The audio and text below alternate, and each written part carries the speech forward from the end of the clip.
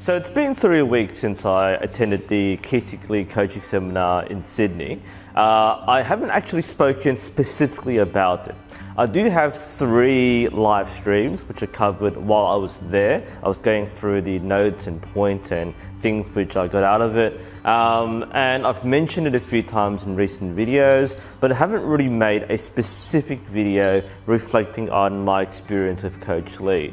I had kind of been planning a vlog. I know people expected me to film things and record my time in Sydney. I didn't do that. I'm really bad at vlogging. I didn't bring a camera and I hate holding my phone around and filming things. I tried, believe me, but I really felt like a dickhead. So I thought, you know what, let's just enjoy my time there. It was a fairly intense sports science course, to say the least. So it wasn't like a party atmosphere. I would hang around and film people shooting. It was actually a fairly formal in-house workshop. So we sat down on tables and we went through a lot of PowerPoint slides, went through a lot of theory, took a lot of notes. So it wasn't as exciting as the end result might seem, but it was a very long process which got us to where we are now.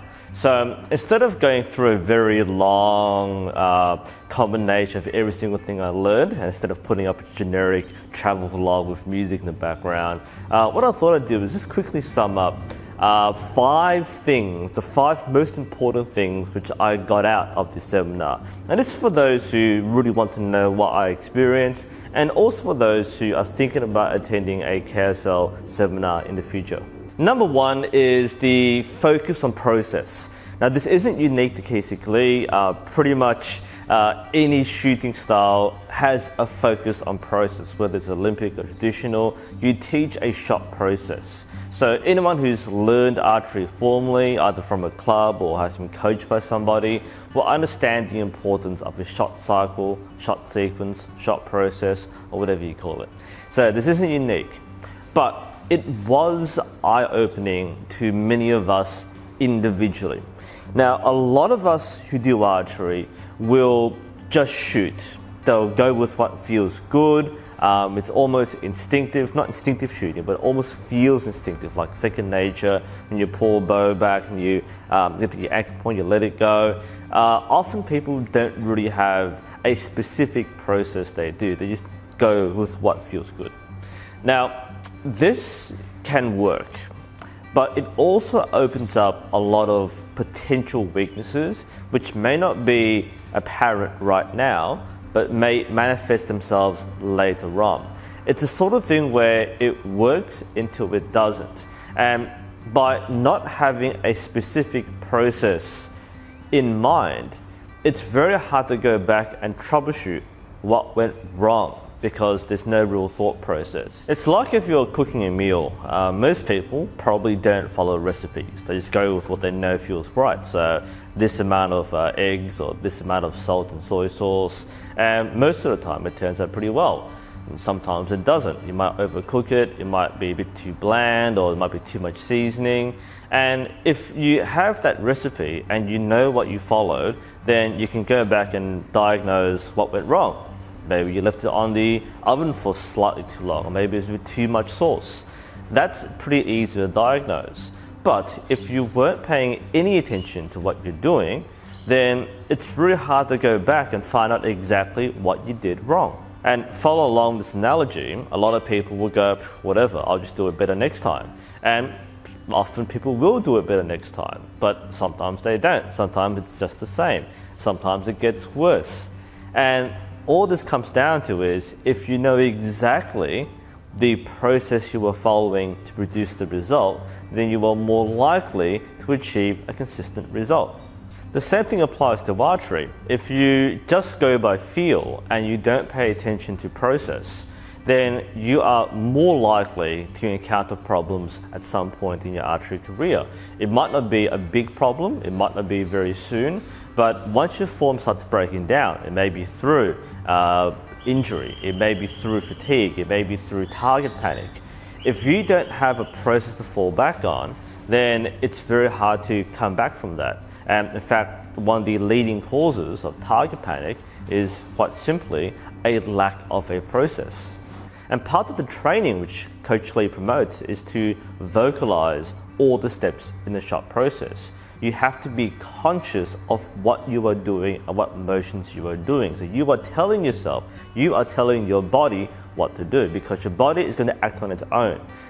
In Coach Lee's words, your body is dumb, it's stupid. So your brain's up here, but your body's down here. So your body will act on its own, but what it's doing may not be correct, and you have to tell it to follow the right steps in the right pace. And by being aware of each of these steps, from your set to setup, loading, anchor, transfer, and expand and follow through, by going through all this verbally with the stretching band, it reinforces the process that you will follow identically with your bow. And having had the chance to teach people the same process, it might seem awkward at first. And a lot of people who are doing this with stretching band in the seminar were like quietly saying, set up, just trying to keep it themselves. But removing that, that modesty, or removing that embarrassment of just shouting out, set up, if you can get past that, then by verbally saying this, and this is true for many martial arts, we actually go through all these steps in your pattern.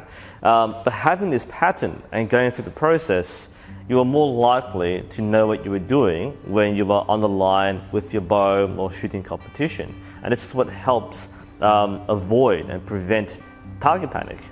So in short, the more you are aware of the process you're going through and how you get from your starting position to the end result on target, the more likely you are to repeat the same steps. Whereas if you don't pay attention, then you are more likely to start losing your way and start breaking down.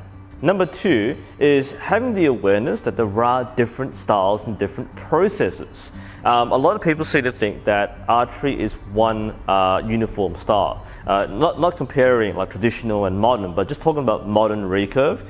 People think that you can only do it one way, with some personal variations, which is why many people might be resistant to trying something new or looking at a different perspective, which is what Coach Lee is trying to show us. So the heritage of archery, very briefly, extends back hundreds of years. So modern archery, the way we see it as a sport, comes back to the 17th, 18th centuries, when it went from being a military application to being a recreational activity. But the style of shooting had very similar forms. So when it adapted to a modern format, the mindset behind how to use a bow hasn't really changed. And that's why we come across things like the traditional push-pull method, which has been done for hundreds of years. We talked about the linear draw, how you basically come back, anchor, expand, and let go in a fairly linear pacing. And we discussed how while people can shoot this and make it work, it isn't necessarily the most efficient method. So what we had to open our minds up to was that nowadays we have more access to sports science tools and analyses with a better understanding of the science and structures behind archery. And Coach Lee has always been one of the pioneers of implementing a modern understanding of traditional forms, and firstly highlighting what works, but also identifying what could work better. An example how this can manifest itself in shooting technique is comparing how people draw bows. So most people will be very familiar, have been taught a process very similar to this, where you lift the bow up in pre-draw and you draw it back to your anchor point. So that's a very classical, almost a picture-perfect textbook way of using a bow. And just because we've been doing this method for hundreds of years doesn't mean it is the best method. It's a functional method, and like I said before, you can definitely shoot, and most people do shoot like this, and they shoot really well. They can shoot records, they can win championships. We're not trying to take down other people's styles and say it's wrong. And what the course focuses a lot on is analysing the biomechanics, so understanding the way the human body works. While we are all different, the human body is structured the same way. So by having a better understanding of our bone structure, of how the muscles move our bones into place, it is possible to use this tool with more efficiency. That is, with less effort for a greater result. So one of the differences, to be very brief, is instead of going from a high linear draw, like how many people often instinctively pick up archery, we looked at the angular draw. We went through a particular process and wrist position to have a more efficient load cycle. So what we are trying to do is, instead of using the upper trapezoids, we are engaging our scapula to use our lower trapezoids, the bigger back muscles. And that's something which some people already do. In this case, Coach Lee wasn't trying to be like the first person to do this. In fact, many successful archers already have a similar process. But what was missing was the lack of specific awareness of what they were doing and why. And reflecting on my own learning and progress, I now understand why so many people were kind of angry at me, were saying, "Oh, you're doing it wrong, your form sucks." Turns out that my form isn't wrong, it's just different to what you were taught. So I was taught to do it this way, more traditional, whereas other people have been taught to do it the KSL way, or the NTS way, where you do have a proper setup, a proper loading phase, and so on. So there are differences. There isn't one technique and one style. In fact, even if you're shooting KSL, you actually have differences in personal technique as well. So it's not a uniform way which everybody has to follow. Point being is that by knowing what the differences are, I was better able to understand why something might work better. And it's something which, for those who are exploring developing the style, I would encourage you to try to do it a different way, understand why it's done. It's, again, very easy to make a poor judgment on something you don't understand very well. So if you've learned it properly, you've applied it properly, you may recognize differences. Point is, there are differences between the classic push-pull, which many people learn with, and I guess the more modern and increasingly accepted angular draw, which more competitive shooters are working to include.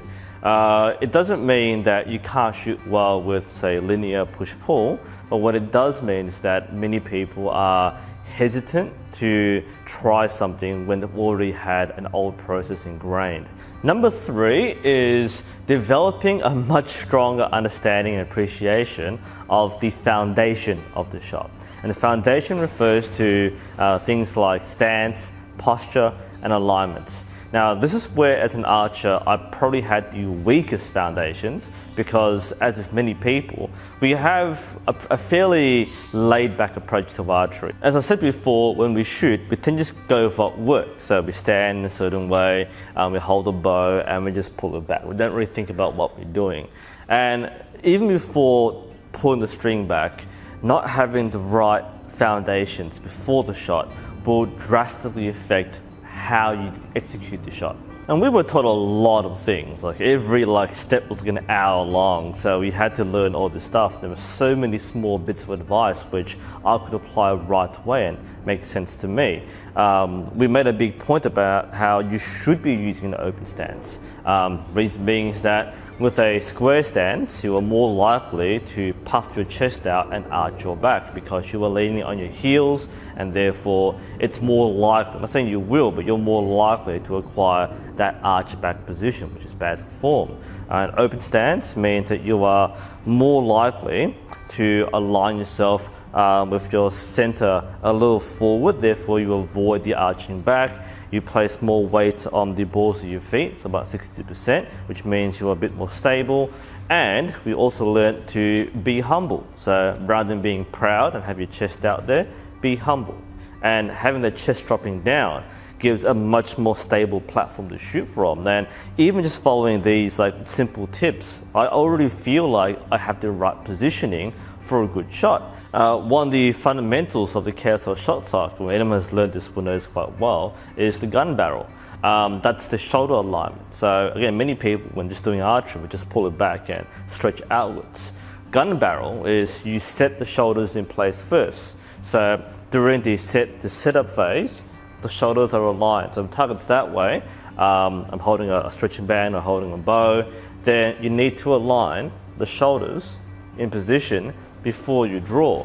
So having the gun barrel basically gives you a line towards the other side of the target, and that puts your shoulders in the right position to effectively engage the bone structure and therefore have a much more efficient draw cycle. And we also brought up how important visual alignment was. So we've talked about the stance and the foot positioning. We've talked about the gun barrel or shoulder positioning. We've talked about the chest coming down. But the other thing is by having that string this side of you, it allows you to align much stronger with the target. To show this, Coach Lee got me to stand up and demonstrate a magic trick, and I've done this to like 3 other people and it's worked really well.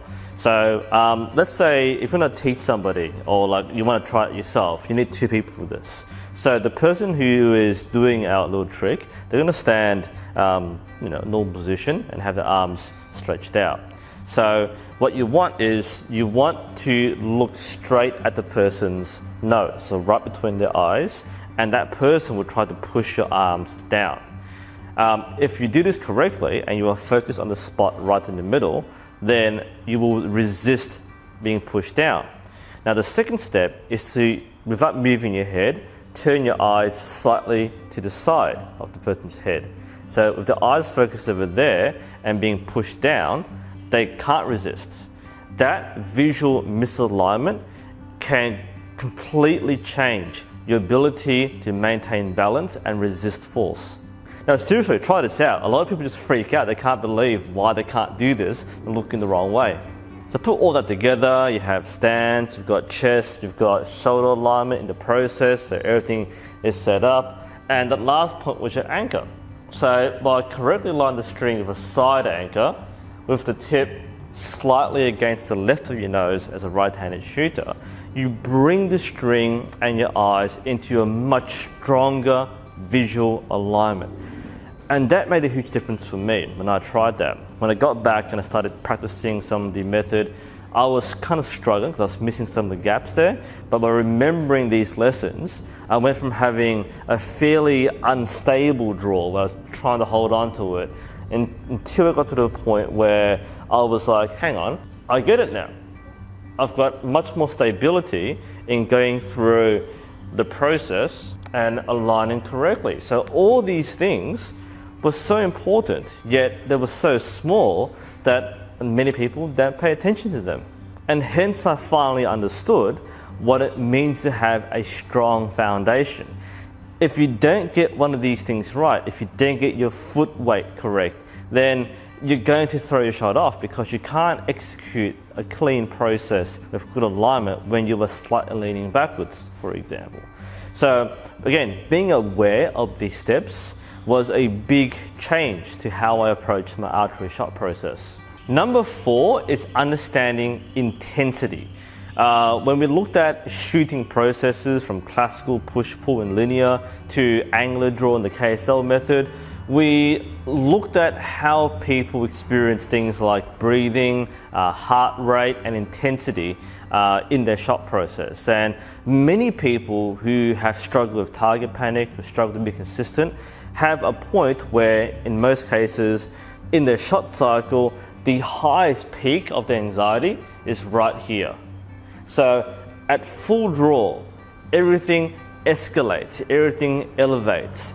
At this position, most people hold their breath, they go,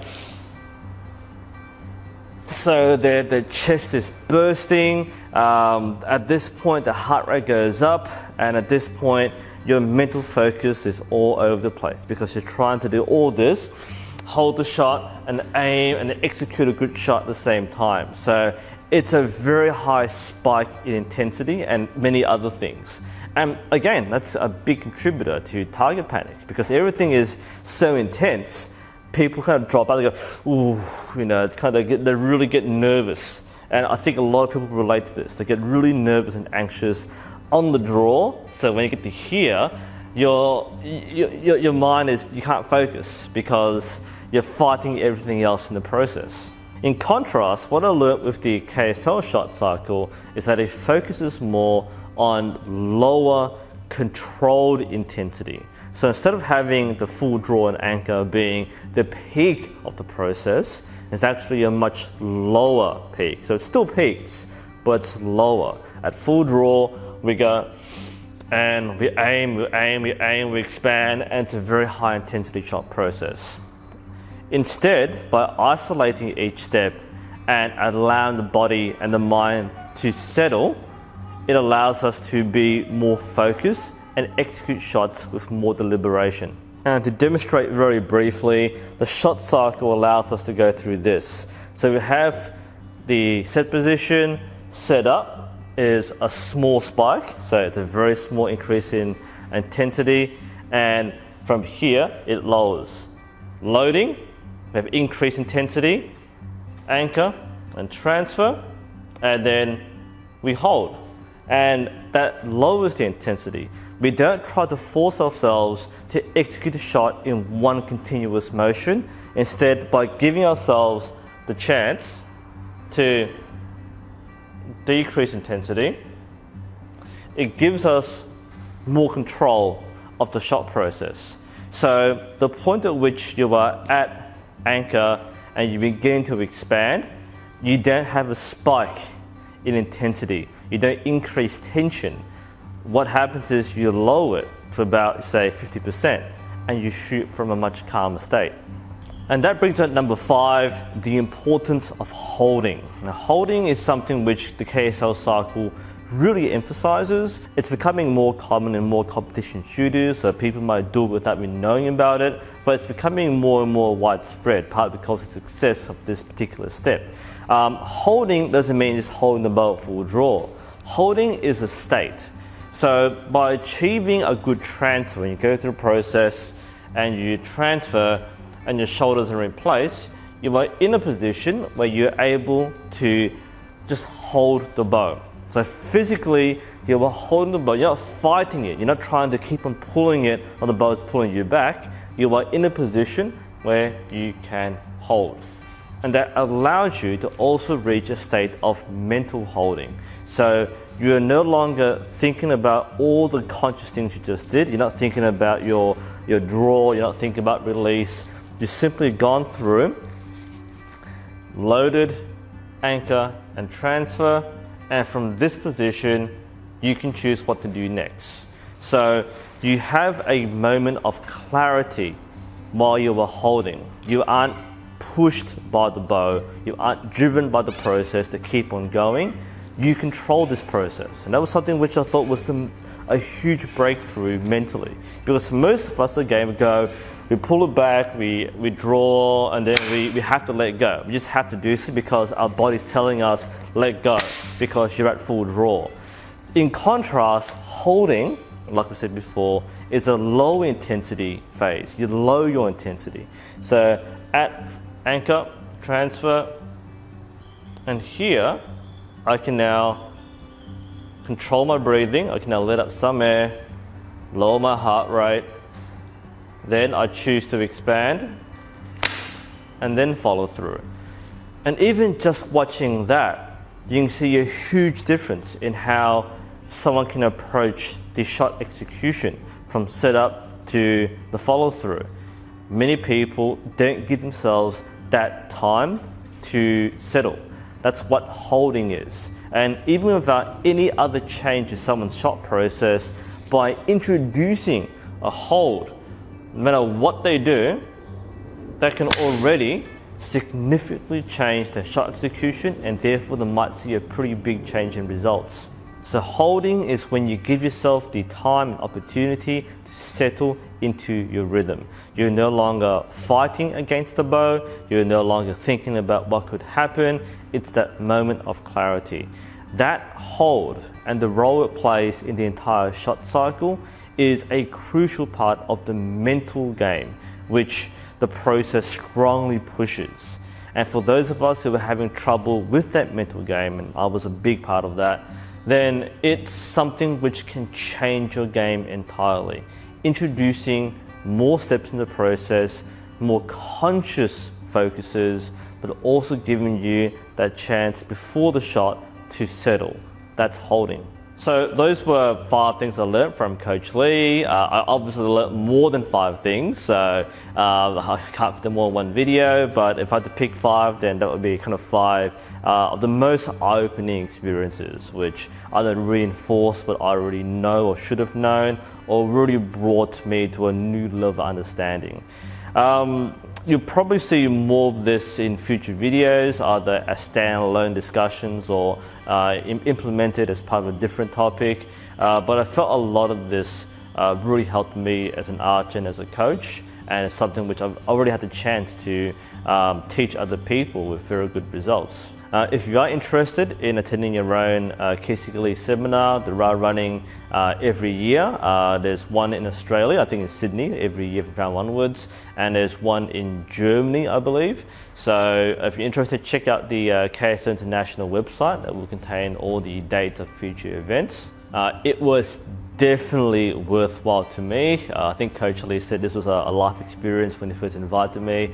I fully agree. It really changed a lot of things, and I'm very glad to have had the chance to do so. I also want to take this chance to thank the people who met me and supported me while I was there.